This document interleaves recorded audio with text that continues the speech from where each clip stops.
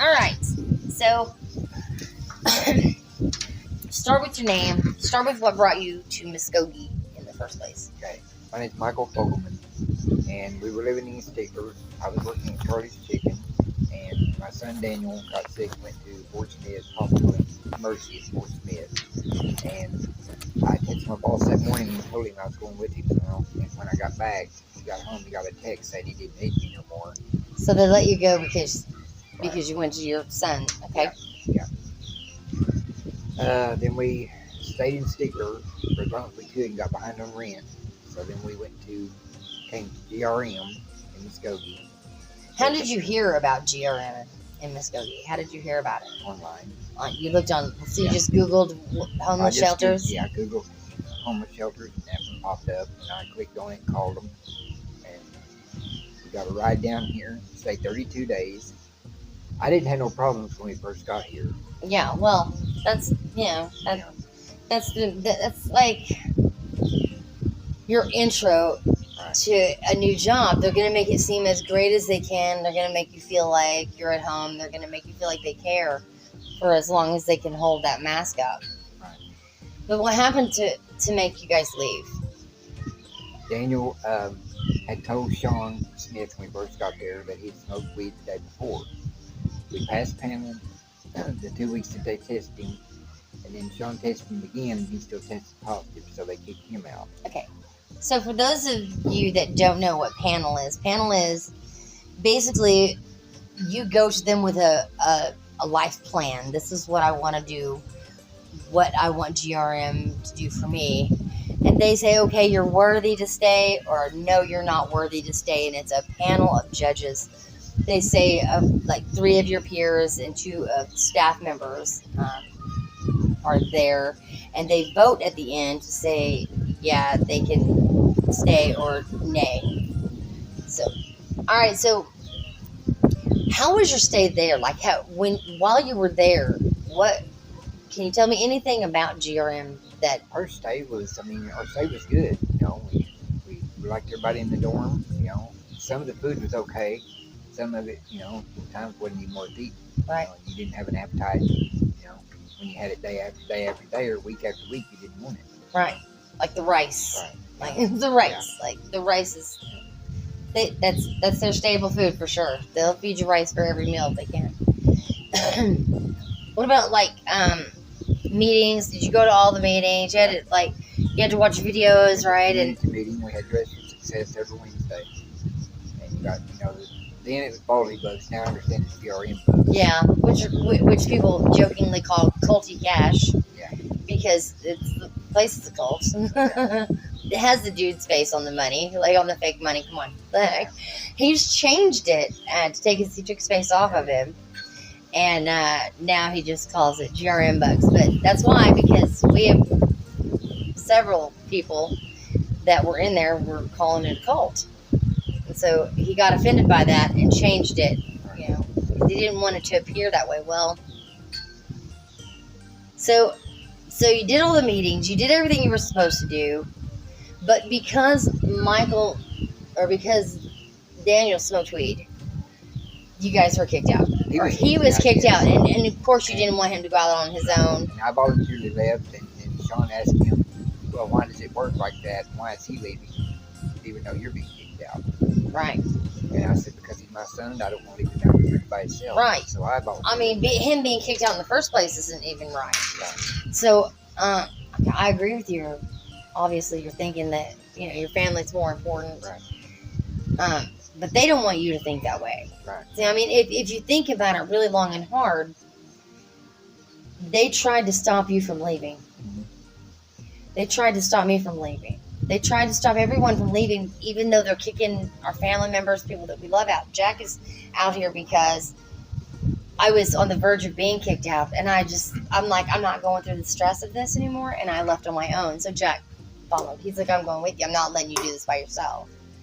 Some things I did notice when I was there, they do treat people different, and they do have their pets, Yeah, of course. If they don't like you. If you don't kiss their ass. Right. You're treated like trash. That's right. Overflow is not treated right at night. When they come in, we're off the street, and they look at us like, we're nobody. Right. We have dilapidated mats we sleep on. Exactly. You know, the cotton coming out of some of them. Yeah, they're in bad shape. Those mats aren't. I mean, they don't even give you a sheet. They give you a blanket. One blanket. You don't get a pillow. You don't get sheets. They've got plenty of pillows and sheets and blankets in there. They could make up cots for everybody, but I instead, was there in overflow the first night I was there. I found a bed bug, and I took it to the front desk and showed them. It was just like, oh well, like no big deal. So you saw a bed bug. And a lot of people have complained about bed bugs there. Going to overflow, I still get bit several times. So I'm thinking, they're still there. Yeah, well, they say they put those. Okay, I've seen them, and I know I've got pictures of how what the hot box is. I'll have to put that on the video. But there's a hot box, and it's 280 degrees. They stick everything in there, and they say it kills the bugs. And it might if they left it in longer. But if you're only using 24-hour periods of time where those mats are in there, it's not going to do it. I heard that Lysol, that's the only thing that will kill bed bugs. Yeah, and they don't use Lysol. They use some generic brand of cleaning agent and antiseptic and all of that. They don't even use bleach in that place. There's mold. There's things that can be killed with bleach. Whenever we went down, Daniel got booted out and we left, well, we left our stuff there and was going to come back and get it, and they put a big trash bag in the basement. When we came back to get it, there was ankle deep water in the basement. We were sticking in water. Yeah. They were emptying the day me and Jack left. They were emptying the basement at the water. They were flushing the water from the basement outside the day we left, and that's the only time I ever saw him doing it.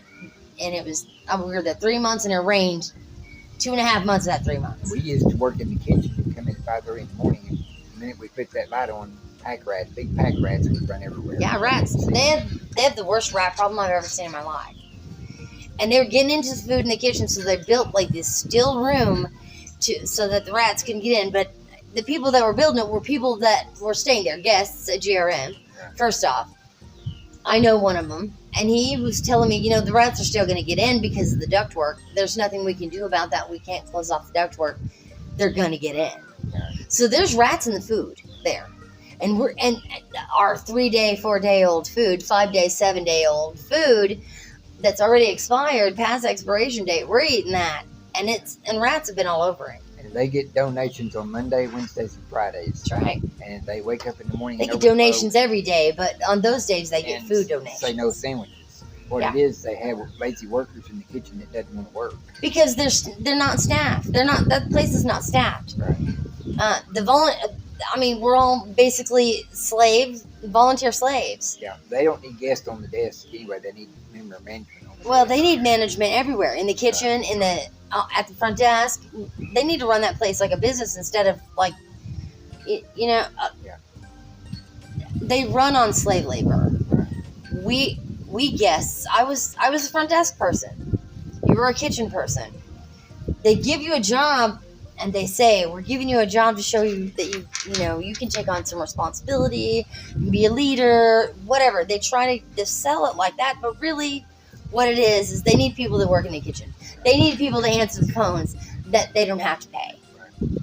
And they don't have to pay. They get paid for our presence, period. Okay, they're about money. That's what GRM is about. So how have you been treated since you left GRM? Well, I've been a part of Overflow, and me and my son Daniel were sitting at the Lutheran Church, and we just got a text out of Clear Blue stating that we couldn't come back to Overflow. So I called Sean, and he said it was because we was hanging around the church, and he had talked to the pastor. And the church is a few blocks away.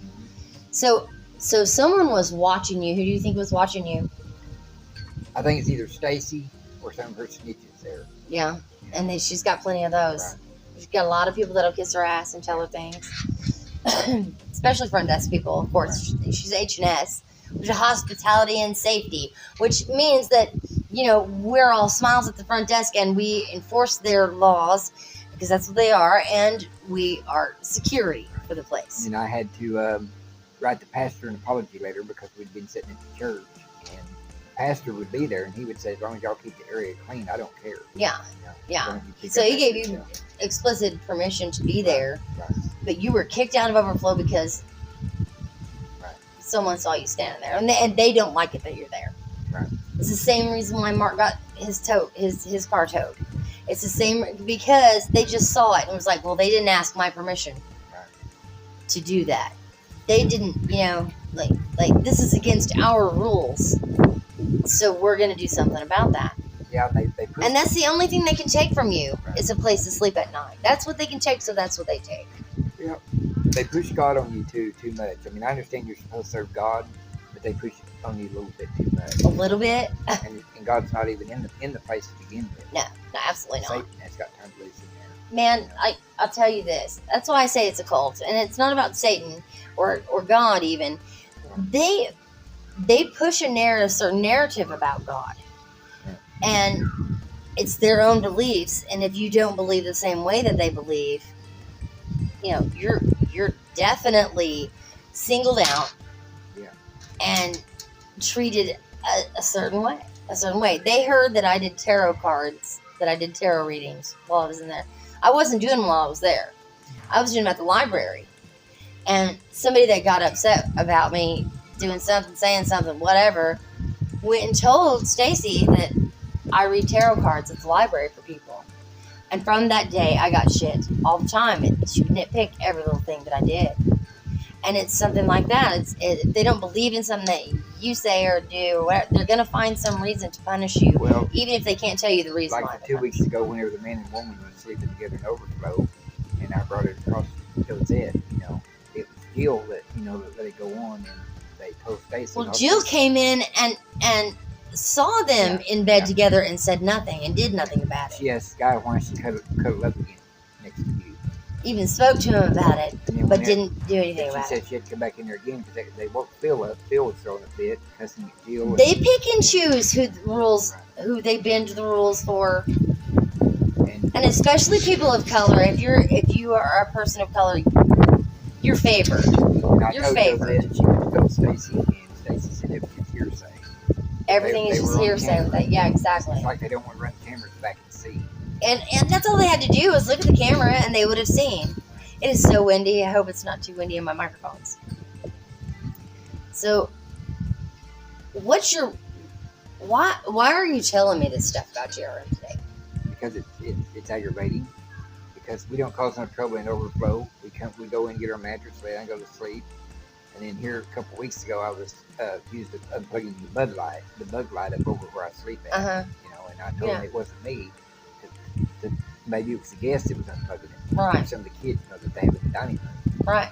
And then again last night, Josette told me that I couldn't sleep where I've been sleeping all alone all the time behind the door. Yeah. And it comes to Stacy, I could no longer sleep there, so I had to get another place to sleep. And it's so just like they just nitpick at little things until you decide you're not going to take it anymore. And whenever you pitch a fit about it or say anything back about it, you're no longer allowed an overflow. Right. Or if you're a smart ass, if you like me, I was a smart ass about my name, and so I'm not allowed back in overflow. Stacy is very controlling over everybody there. She watches throughout the town, to see who's where. Yeah, and she sends her spies. She has spies.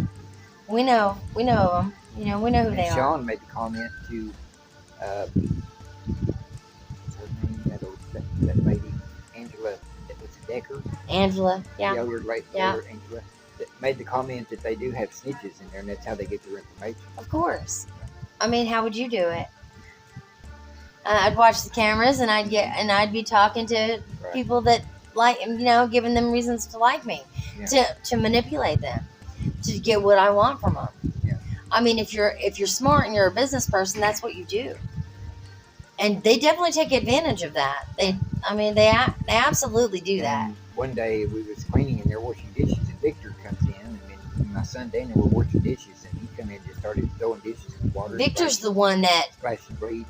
That got in my face and told me that I wasn't listening. I had my earbuds on. I was walking away, and I guess he was hollering at me, but I didn't hear him over my music. And he gets to me and turns me around, and I take my earbud and I'm like, "What's up?" And he's like, "Don't you ever walk away from me again. I'll follow you all over Muskogee. You think I care? You think I care?" And I'm like, okay, what did I? Why are you chasing me down? And he's like, I told you can't stand under there when it's raining, and we were having a fire drill. I'm like, everybody's leaving. He's like, just say you won't do it again. And I'm like, okay. And he's like, say it or you're out. He was this close to my face. Yeah. And I made a complaint to Sean about it. And Sean did nothing. Said nothing to me. I didn't even come to me and ask me anything. But Victor's favored. He used to run that place. He used to be the director. But he had to step down. I wonder why. Yeah. And there's mold in the basement. There's mold in the basement. Thick mold. I've been in the basement. We all have to go down to the basement, especially if you're in H&S. If you're in H&S, you have to go down there and get bags and bring them back up. Yeah. And take bags down there. So I've been down there a few times, stepping over puddles and live wires. That shit is dangerous. Okay, it needs to be checked. People need to be down there fixing things. One more thing, I don't think they should be having overflow sitting in the dining room. I think they should have a room to itself. I think it should be the chapel myself, or a room that, because that's the place we eat. Yeah. Germs people eat there. Yeah.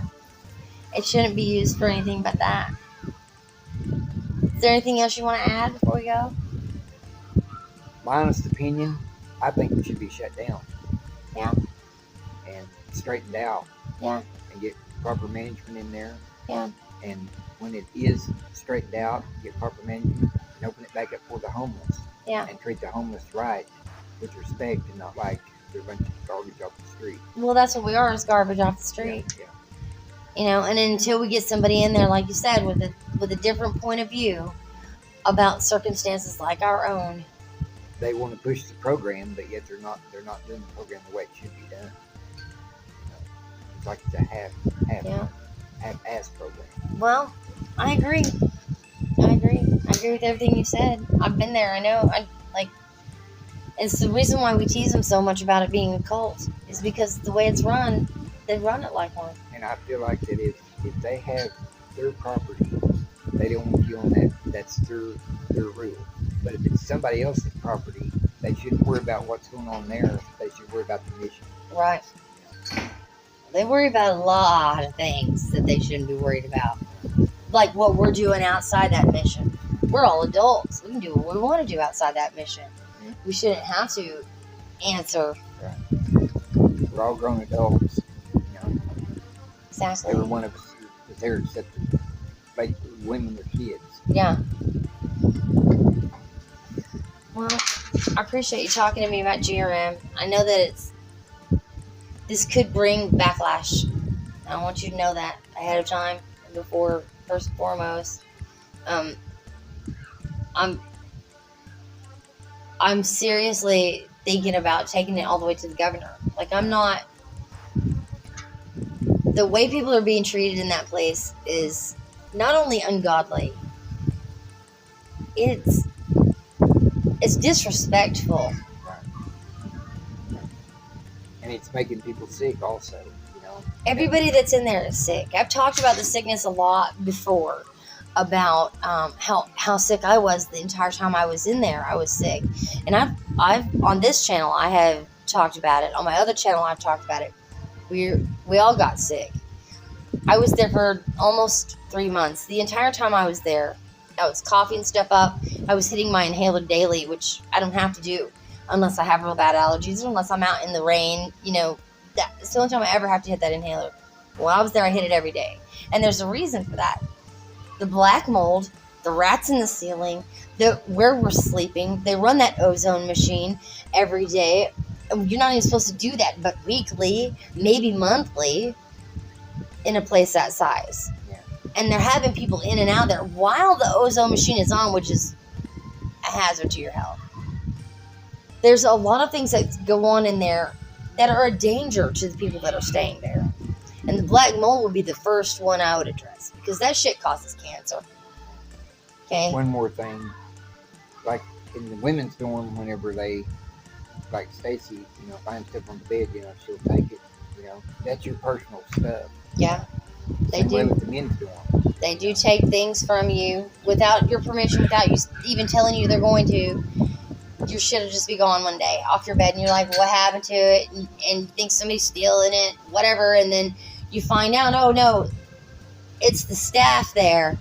They collect things, make you write a self-evaluation to get them back, saying I'm such a bad kid for leaving my Bible on my bed. So yeah, I agree with that too. I remember that well. And she still has one of my there's hoodies. a lot of people there that's on the desk that are very rude. Oh yeah. Well, everybody there is higher than you, higher up on the food chain than you. It's a pecking order, and and you're at the bottom of that pecking order now. You're just a person that comes to overflow. You're not a guest anymore. Your opinions, nothing matters to them anymore, unless you're a guest there, and even then, they just pretend.